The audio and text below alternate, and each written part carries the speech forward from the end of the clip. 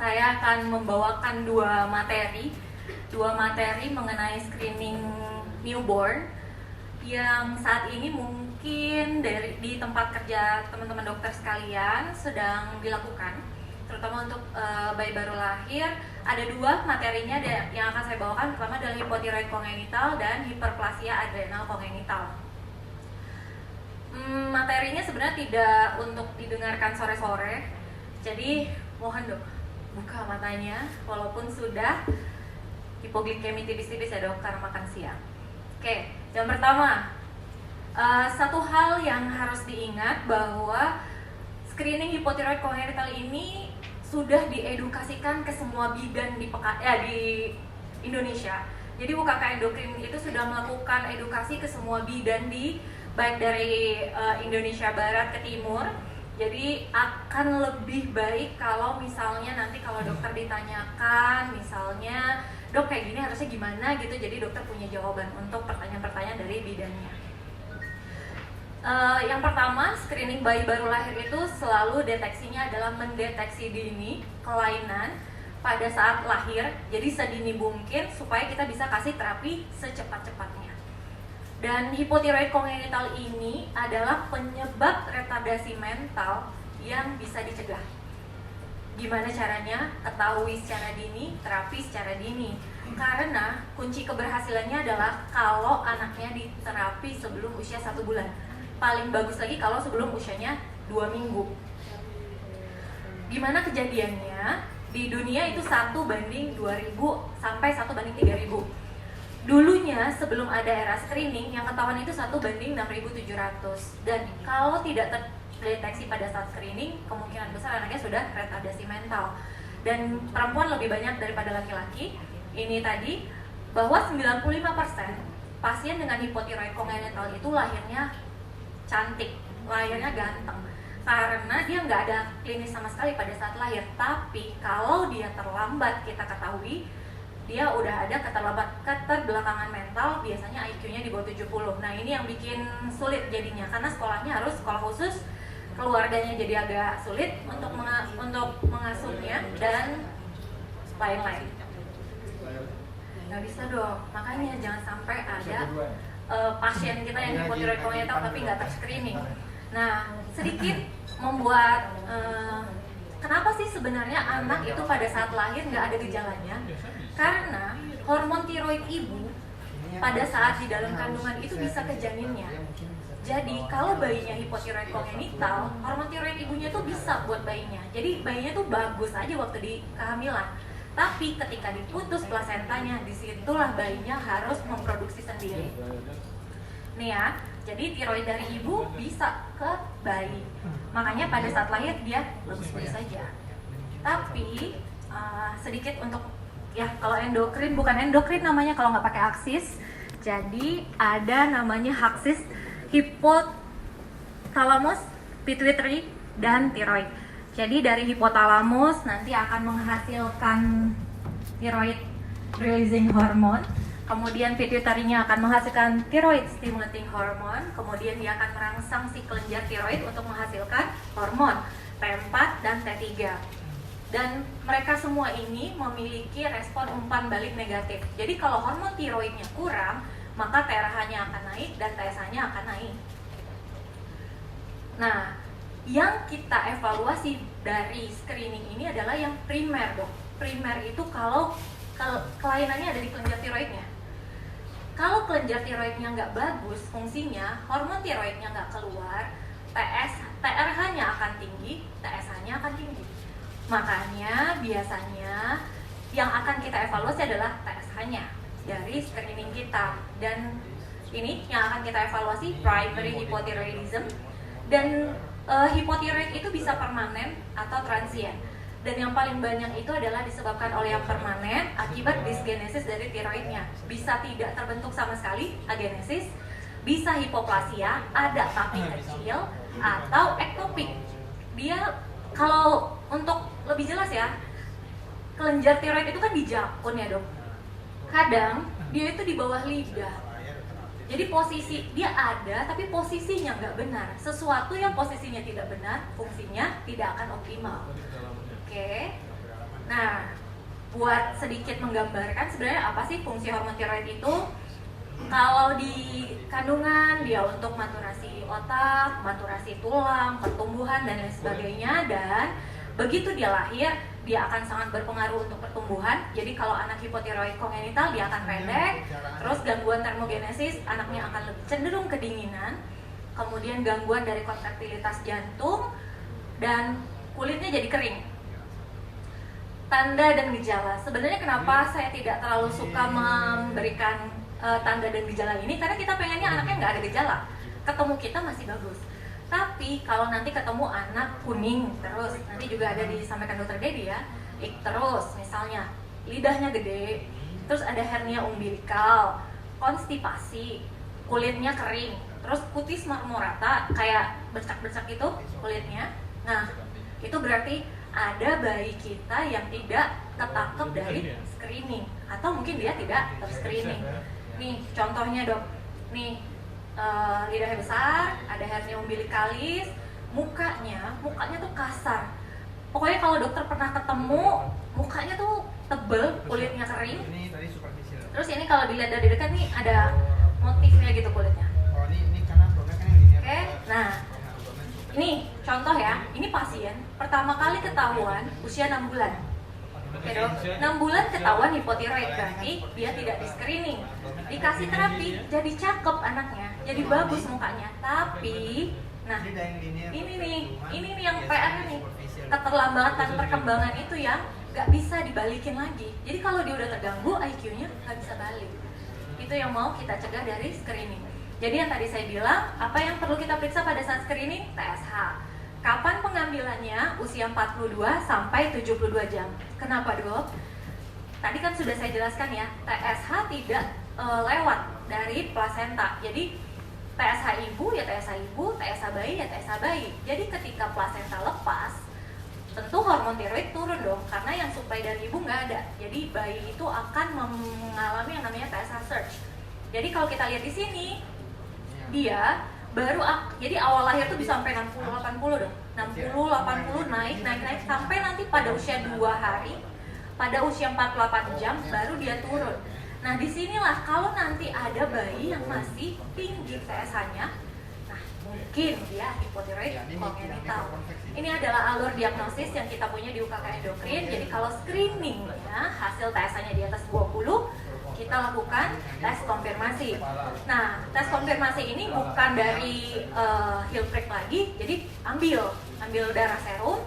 Kemudian kalau hasil TSH-nya tinggi, FT4-nya rendah, ini adalah diagnosisnya dengan hipotiroid kongenital primer dan segera beri terapi levotiroxin. Tapi kalau dokter ragu, konsul. Terus ini kalau TSH-nya ragu-ragu nih, 10-20 tapi FT4-nya rendah, gimana ya ini dok? Konsul ya dok.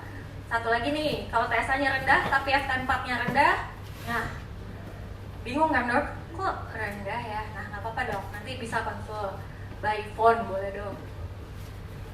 Jadi jangan ragu-ragu ya dok. Terus screening persiapan keluarga, jadi perlu inform consent ya dok. Jadi kasih tahu orang tuanya, bu anaknya mau ditusuk kakinya. Terus persiapan alat, sebenarnya saya yakin untuk SHK ini bukan dokter biasanya melakukan. Kalau sudah ada di suatu vaskes biasanya orang laboratorium. Kalau bidan yang praktek di rumah dia yang akan melakukan sendiri gitu ya. Jadi nice to know bahwa ada alat-alat yang diperlukan. Khususnya adalah lancetnya. Lancet untuk SHK itu beda dong. Bukan lancet untuk cek GDS tapi pakai blade gitu dia. Ujungnya kayak pisau. Yang lain-lain mungkin udah familiar lah ya. Oke.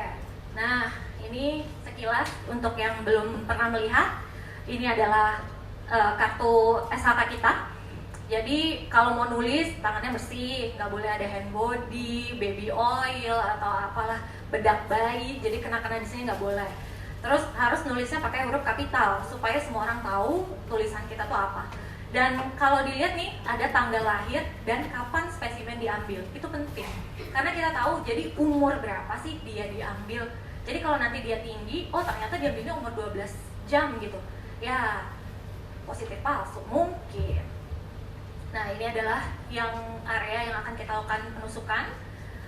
ini ditulis, dilengkapi semuanya biasanya oleh petugas lab atau bidannya. Ini metode nama pengambilannya heel prick ya dok, ini jadi di lateralnya, dan nanti posisinya diginikan. Terus oh ya tadi saya lupa mengatakan bahwa kalau ada kertas saring itu yang diisi tuh minimal 3 dok. Kenapa? Karena sekarang kita itu punya screening bayi newborn itu ada 3, hypothyroid congenital, hiperplasia adrenal congenital, dan G6PD. Jadi sekali di running itu 3-3-nya langsung keluar. Jadi nanti kalau ditanya dok ini full semua apa enggak, minimal 3 gitu. Nah ini contohnya, ini namanya kertas rak pengering. Jadi kalau ngeringinnya nggak boleh tumpuk di jembreng-jembreng begini, nggak boleh tumpuk-tumpukan, dan jangan kena matahari langsung. Ini contoh sampel yang baik, ini contoh sampel yang tidak baik. Dan kalau sekali netes itu 1 tetes gede langsung, nggak boleh tes gitu, nggak boleh. Dan pengirimannya tidak boleh lebih dari 7 hari sejak diambil, dan lama pengirimannya tidak lebih dari 3 hari. Kalau khusus daerah Pekanbaru kita ngirimnya ke Padang dok, jadi harusnya bisa lah ya, nggak sampai 3 hari. Ini algoritmanya. Kalau yang pink itu untuk vaskes pertama, yang kuning untuk laboratorium, yang biru untuk dosis untuk dokter spesialis anaknya, karena nanti akan berhubungan dengan dosis obat dan pemantauan dan lain sebagainya. Ini harusnya alurnya cukup bisa dipahami ya. Jadi kalau hasilnya positif, misalnya TSH-nya di atas 20, nanti labnya akan memberitahukan ke vaskes, vaskesnya harus cari yang mana nih bayi nyonya A, dicari, terus dipanggil, disarankan untuk lakukan tes konfirmasi, dicek ST4 dan TSH-nya. Kalau ST4 dan TSH-nya positif, berarti dokter harus tahu jadi kan kalau biasanya udah cek ST4 TSH itu pasti di pusat kesehatan yang sudah ada dokter spesialis anaknya. Jadi nanti dokter spesialis anaknya yang akan menentukan apakah ini diagnosisnya HK atau tidak, obatnya apa, dan berapa lama diberikan terapi dan lain sebagainya. Oke. Minimal dokter tahu dulu, karena bidan-bidan kita udah jago ini semuanya. Dan kondisi khusus. Jadi kan nggak semuanya bayi yang lahir itu selalu aterm. Bisa jadi preterm. Kalau preterm, terutama bayi-bayi yang sangat kecil, kalau dia usia gestasinya kurang dari 34 minggu atau berat lahirnya kurang dari 2.500 gram, bisa jadi pada saat pertama, karena SHK ini tidak melihat-lihat nih bayinya sakit, nih bayinya terintubasi, nih bayinya gimana-gimana, enggak. Kita sekarang untuk pemerataan semua bayi lahir harus SHK. Tapi ketika bayinya sakit dan ternyata hasilnya negatif, kita nggak boleh, oh ya udah berarti dia negatif, nggak gitu dong, karena harus diulang lagi SHK-nya di usia 2 minggu. Kenapa? Karena maturasi aksisnya tadi belum bagus. Jadi dia harus diulang lagi SHK-nya supaya kita pastikan benar sebelum dia pulang dia tidak hipotiroid kongenital.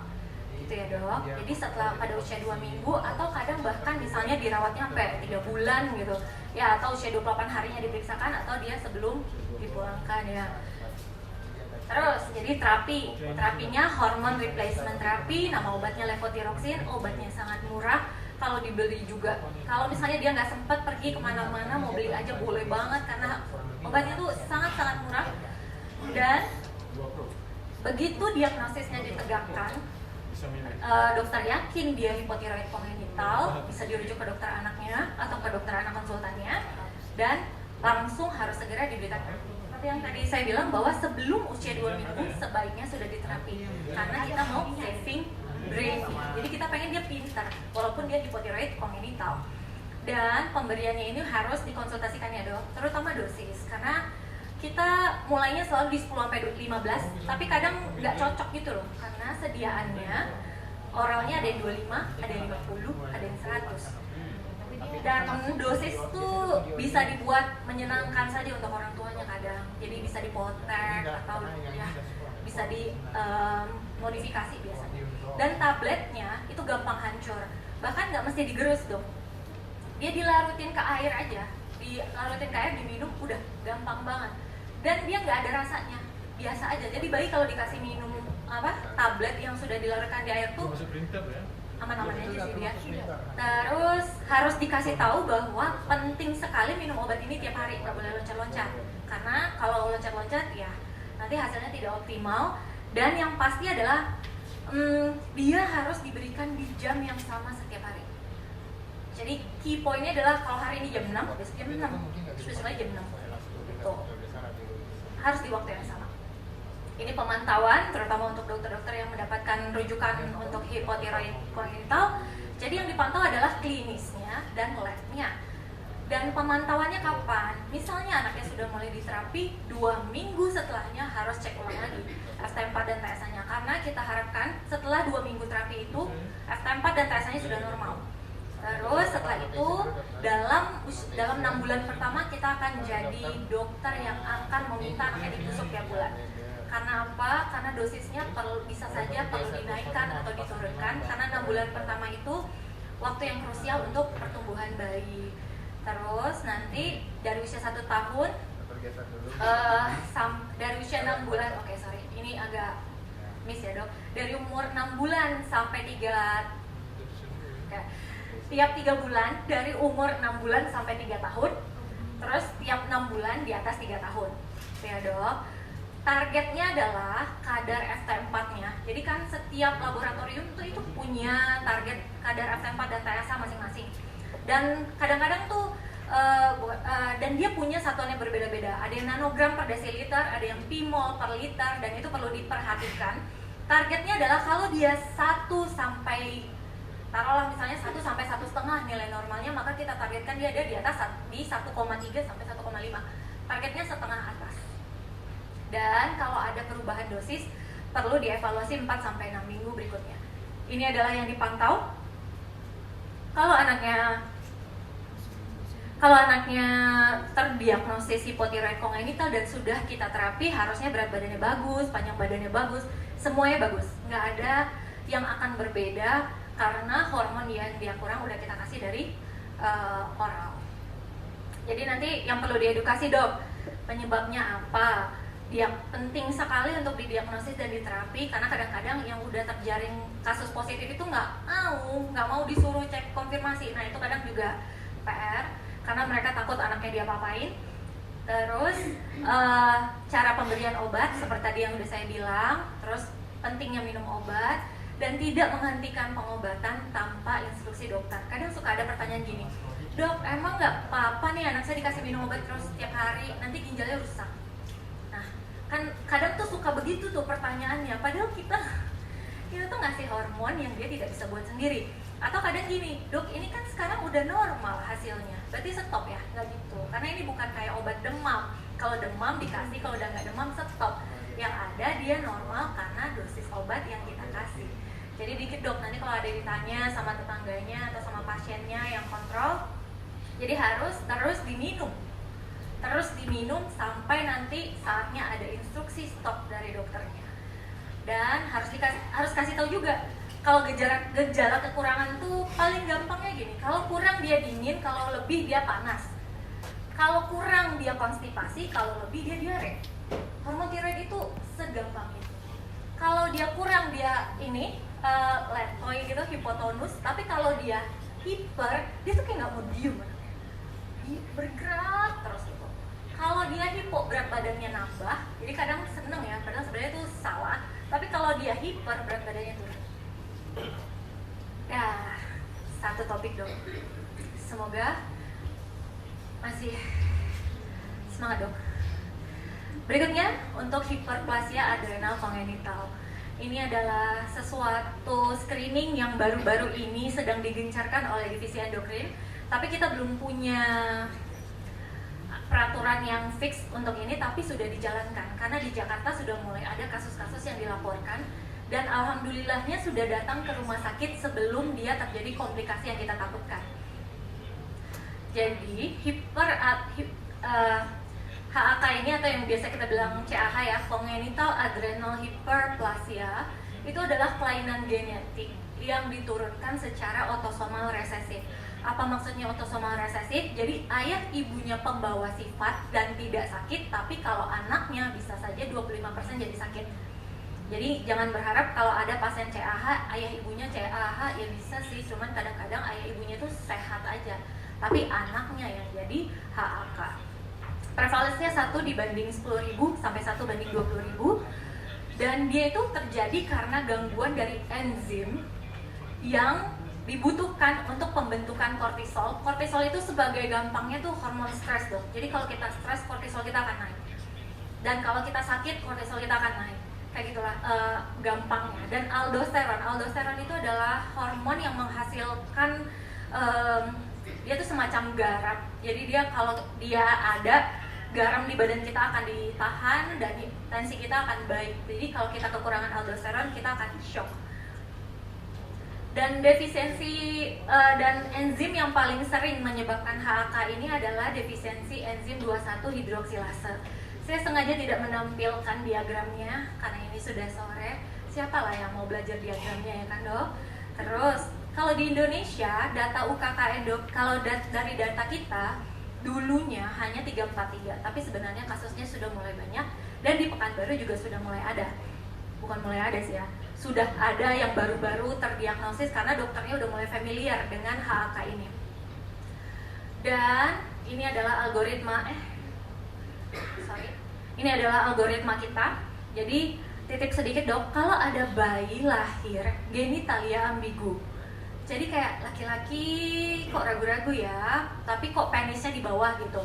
Nah, atau kayak ada skrotumnya tapi kok nggak ada kerabat testisnya ya gitu. Jadi kalau anak perempuan, walaupun nggak tahu nih ya kalau perempuan atau enggak, tapi kok nggak jelas ya, nggak sesuai banget nih kayak laki-laki gitu. Kalau dia lahir dengan genitalia ambigu, ada hiperpigmentasi terutama di daerah skrotumnya, dan dia ada muntah, ada dehidrasi dan gagal tumbuh, ini pasti udah pasti ini bukan karena bukan terdiagnosis pada saat screening ya. Kalau curiga karyotyping dulu dong, karena kalau CAH yang lahir, maksudnya kalau CAH pada anak perempuan, dia akan lahir dengan genitalia ambigu. Jadi dia perempuan, tapi kok kayak ada skrotum, perempuan kok kayak ada penis. Jadi itu yang harus dinotis dulu. Jadi tahu, terus tiba-tiba datang kayak berat lahir 3 kilo, tapi pas datang usia 3 bulan beratnya cuma 2,7 gitu. Kok nggak tumbuh anaknya, terus ibunya bilang muntah dong. Muntahnya tuh biasanya ibunya cuma bilang gumoh katanya. Tapi kan gumoh tapi berat badan turun, ya bukan gumoh lagi itu. Pasti ada sesuatu yang berbeda kan. Oke, terus di karyotyping, kalau karyotypingnya 46XX, kita harus periksakan elektrolitnya dan 17 OHP-nya, karena pikiran kita yang pertama kali adalah mungkin anak ini CAH.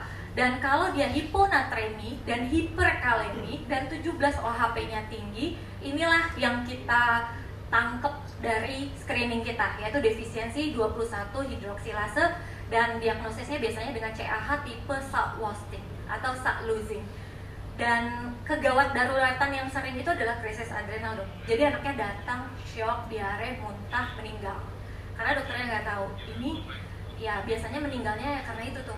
Atau kadang-kadang datang sepsis nih kayaknya. Padahal labnya hiponatremi banget, hiperkalemi banget. Jadi kalau udah ketemu hiponatremi dan hiperkalemi, mulai berpikir krisis adrenal kali, gitu ya. Terus, tapi kalau udah ada screening, kalau dia positif, nanti kita akan evaluasi lanjutan. Nah, bagaimana? Tadi kan saya udah bilang dok, pengambilannya sama persis seperti hipotiroid congenital. Jadi pengambilan sampel, nanti diperiksakan first tire-nya. Ini adalah 17 OHP, itu yang diambil dari heel prick. Kemudian kalau itu positif, dari sampel heel prick itu juga, jadi makanya perlu beberapa bulatan-bulatan yang diisi. Itu nanti dari lab-nya langsung akan memeriksakan 17 OHP, androstenediol, kortisol, dan 21 deoksikortisol. Nah, dengarnya aja males kan dok. Jadi ya udahlah, biarkan sajalah mereka melakukan pemeriksaan itu. Lalu ketika positif, nah di sini nih PR kita. Jadi kalau udah dikasih tahu ada hasil screening HAK yang positif. Nah, kalau udah positif, konsul ya dok. Bebas, mau konsul ke dokter anaknya dulu boleh, mau konsul ke konsultannya juga boleh. Dan kalau ada yang positif, konsulnya nggak usah suruh pasiennya yang dirujuk dong. Konsulnya by phone saja boleh, by WA saja boleh. Karena kita nggak mau kalau sudah ada laporan positif, suruh bu nanti konsul ke dokternya ya, terus dia baru datang 2 bulan berikutnya, anaknya bisa aja udah krisis adrenal. Jadi kalau udah dapat pelaporan positif nih SHAK-nya, jadi HAK-nya nih positif nih screeningnya, dokter langsung aja konsul. Oke dok, nggak usah kirim pasiennya. Terus kalau dia positif, PR-nya adalah sama, konfirmasi. Konfirmasinya adalah diambil darah juga, kayak hipotiroid kongenital, sama yang diperiksakan 17 OHP, androstenedion, kortisol, tapi yang paling penting itu adalah elektrolit. Kan biasanya tuh, dok ini apa sih, kami nggak punya gitu. Gampang dok, cek elektrolit aja dulu. Karena apa? Karena kan kita akan berharap anaknya hiponatremi dan hiperkalemi. Dua itu yang akan kita lihat. Kalau ada itu, rawat dok. Konsulnya by phone aja dok. Terus kalau ini positif, diagnosisnya jadi HAK. Gampang kan ya dok? Gampang. Terapinya apa? Terapi rumatannya adalah tadi kan bahwa dia kekurangan kortisol dan aldosteron. Kortisol itu sebenarnya glukokortikoid dan aldosteron itu adalah mineralokortikoid, dan kita sudah punya obatnya di Indonesia. Tapi di Pekanbaru memang obatnya ada di rumah sakit tertentu. Jadi kalau glukokortikoid ini biasanya namanya hidrokortison. Mereknya sekarang yang ada di Indonesia itu Vartison. Atau kalau memang nggak usah dipaksain dok, kita nggak punya hidrokortison, ya udah dok, metilprednisolon punya kan dok, dexamethasone punya kan, jadi pakai itu dulu aja. Tapi memang kita tidak menyarankan diberikan dalam jangka waktu panjang karena nanti anaknya jadi pendek. Jadi selalu pakainya hidrokortison. Terus mineralokortikoid dulunya kita hand carry dari luar negeri, tapi sekarang Indonesia sudah buat nama obatnya Sitnaport, dan di Pekanbaru juga sudah ada. Nah gimana dok kalau nanti ternyata dari hasil screening anaknya ketahuan hiponatremi dan hiperkalemi? Nih dok, bolus dulu cairan pakai NaCl 0,9%. Jadi bolus dulu aja. Tadi biasanya tuh pada galaunya adalah dok natriumnya tuh rendah banget 118, nggak apa-apa, bolus dulu pakai NaCl 0,9% 10 cc per kilo. Terus lihat GDS-nya, kalau dia hipo koreksi dulu pakai dextrose. Habis itu masukin dok hidrokortison stress dose-nya. Jadi nggak usah kayak pasang akses sentral, koreksi NaCl 3%, nggak mesti. Ketika sudah masuk hidrokortison stress dose-nya, besokannya dokter cek elektrolitnya normal. Jadi yang perlu diatasi pada saat awal adalah dehidrasinya, hipoglikeminya, lalu masukkan stress dose-nya. Ini boleh konsul dok. Konsul by WA saja dok. Terus waktu habis, ya udahlah ya. Ini tadi saya sebenarnya mau memberikan contoh kasus, masih bisa 1 menit? Oke. Jadi contoh kasus dok, ini kasus real. Jadi ada bayi laki-laki. Nah, kalau laki-laki tadi kita tidak akan menemukan ada genitalia ambigu ya dok. Ingat, laki-laki tidak akan pernah genitalia ambigu, karena yang genitalia ambigu itu adalah perempuannya. Karena laki-laki kayak biasa aja deh. Laki-laki berat lahir 3.300 gram, usia 1 bulan, dia diare, demam, malas nyusu, berat badannya turun jadi 3,1. Dokternya bilang alami sapi. Terus usia 2 bulan, diare, demam, malas menyusu, berat badannya turun jadi 3.090. Dokternya mulai ragu-ragu nih. Terus usia 3 bulan, datang lagi, muntah, mencret, berat badannya turun jadi 2.795. Nah, dokternya langsung cek. Coba deh kita cek, ini masuk muntah-muntah terus. Ternyata hasil AGD-nya, HCO3-nya 11,7, itu asidosis dengan base SS minus 11. Lalu nih, natriumnya cuma 121, kaliumnya dok 8. 8 kita pasti, maksudnya kalau 8 tuh kita wanti-wanti ya, jantungnya kenapa nih nanti. Terus kloridanya cuma 121. Kalau dilihat nih, ureumnya udah mulai naik, kreatininnya udah mulai naik. Terus dia curiga inborn error of metabolism. Terus curiga PJB juga karena berat badannya nggak naik, setuju, dirujuk. Karena tapi dia yang penting punya sense-nya dulu. Kayak ada yang nggak beres dia sama pasien ini. Terus dia rujuk, ternyata ini gambar anaknya kurus sekali, anak laki-laki. Nih, begini aja bentukannya. Ya, kayak laki-laki lah. Ada skrotum, ada penis, tapi dia gagal tumbuh. Dan kalau kita lihat riwayatnya, dia punya kakak laki-laki juga, meninggal usia 23 hari.